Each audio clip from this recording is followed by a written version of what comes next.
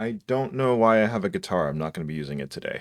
Alright, what's up everyone? It's Goose, and today I wanted to go over my IEM and headphone journey. Because when was the last time you thought about what earphones or headphones you were using to monitor your guitar tone?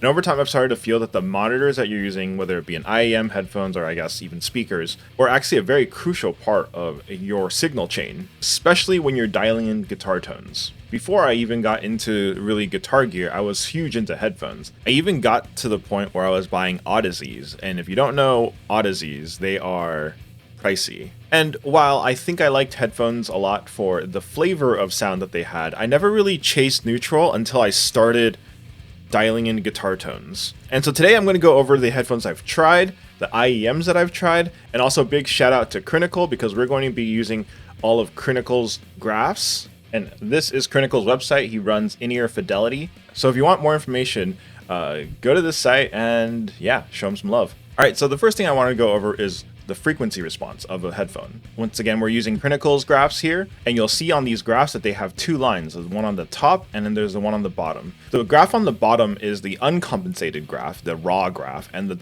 graph on the top is the compensated graph. So technically speaking, there should be a line going straight through here.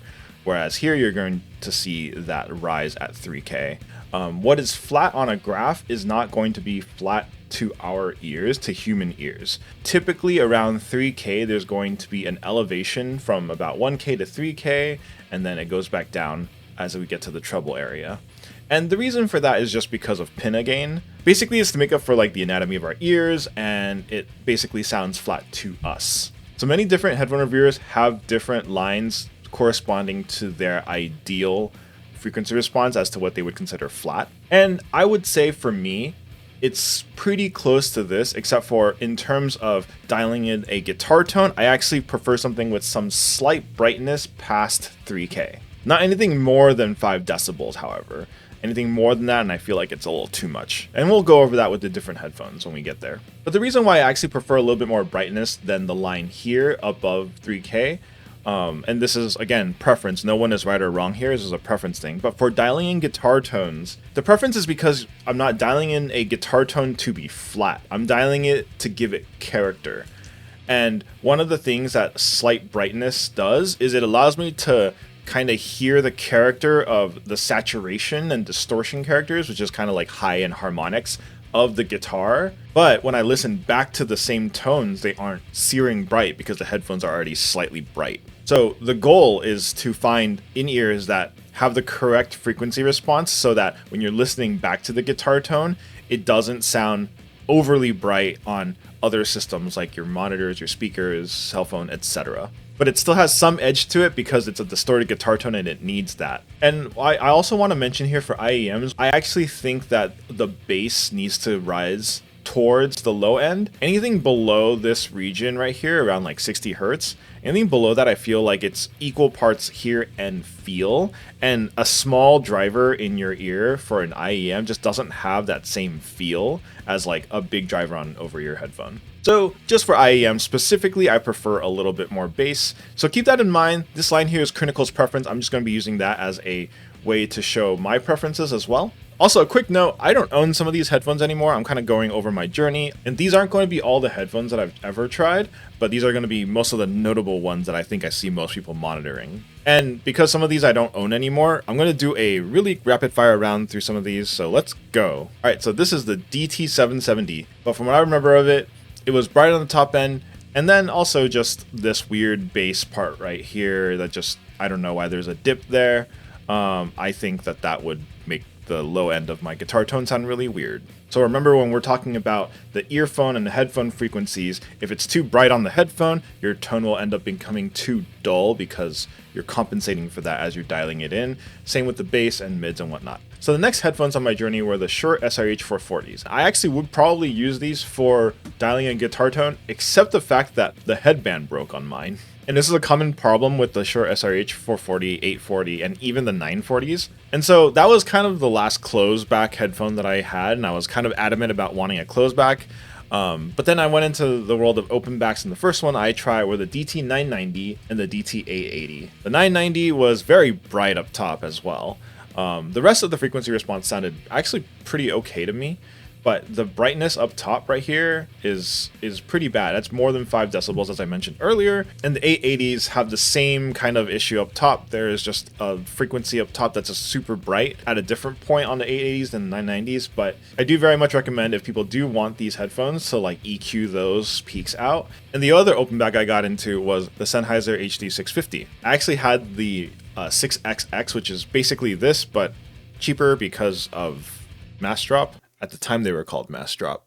They're very smooth sounding up top, and if I were to just listen to music for like enjoyment of music, I would definitely choose these. I went back to closed backs, and this was around the time that AKG released the 371 and the 360 ones, and these were great. I really like them for listening, and both of these are very similar, by the way, in terms of how they sound. I only have the graph for the 371 here, but the 361 is kind of basically the same thing with a little less bass and a little bit different in the mids. I would say that these were not quite bright enough for dialing in a guitar tone. I would commonly feel like my guitar tones were slightly too searing, because when you're dialing in a guitar tone, you want it to have that like cut through the mix. But because the headphones are darker, I'm compensating a little too much for it, and then it becomes too searing. I would make sure that if you are dialing in a guitar tone, to make sure you're aware of that like slight smoothness on the top end. But I still love these headphones, and I do want to get another pair of the 371s.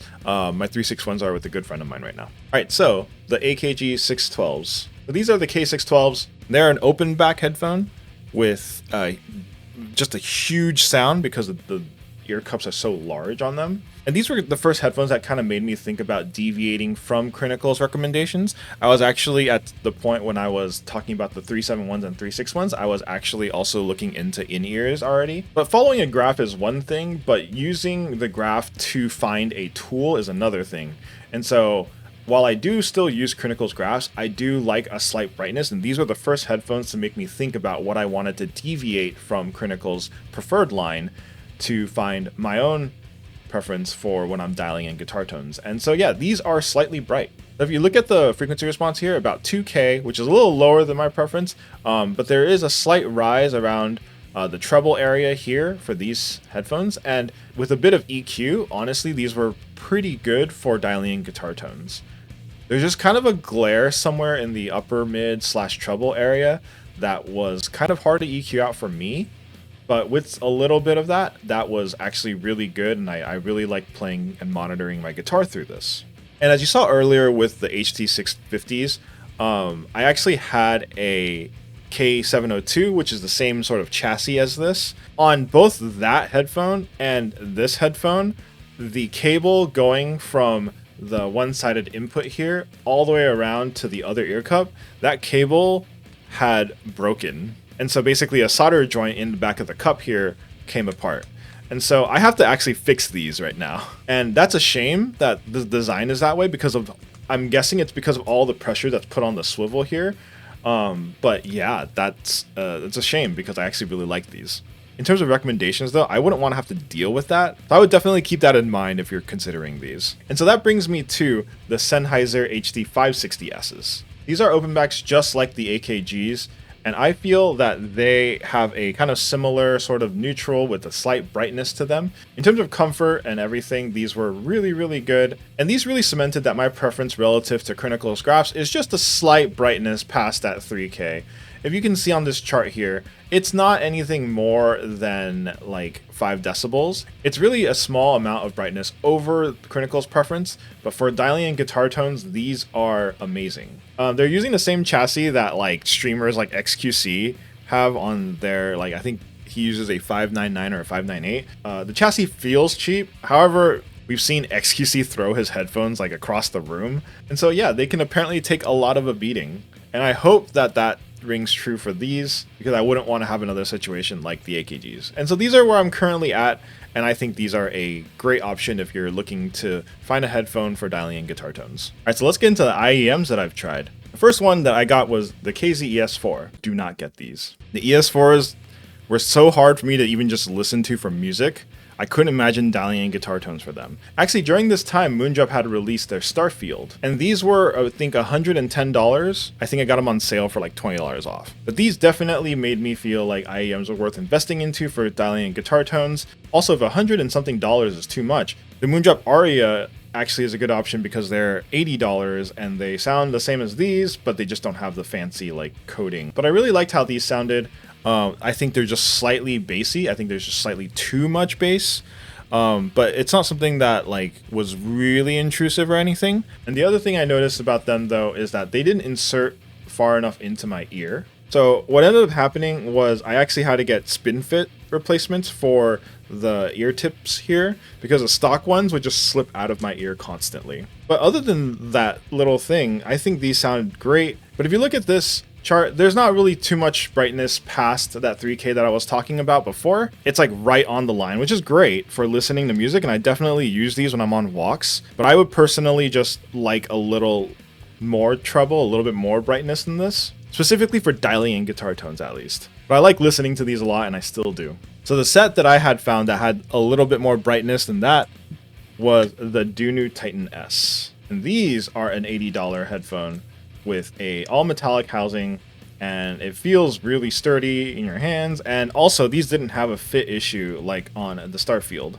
These were actually really comfortable. They didn't slip out really that much. And I want to call out part of the frequency response on these that I really like. Focus, focus, focus, focus. I really want to call something out on these that I really like, which was the bass, which if you look at the chart right here, there's a little bit of an elevation there, but since it's like gradually going from the low mids up to the low bass, I actually like that because that meant that these gave me a satisfying sort of feel when I'm playing guitar. But when I listened back to the guitar tones, the guitar sounded tight still, but still also punchy. So that was when I really figured out my preference for bass in an IEM.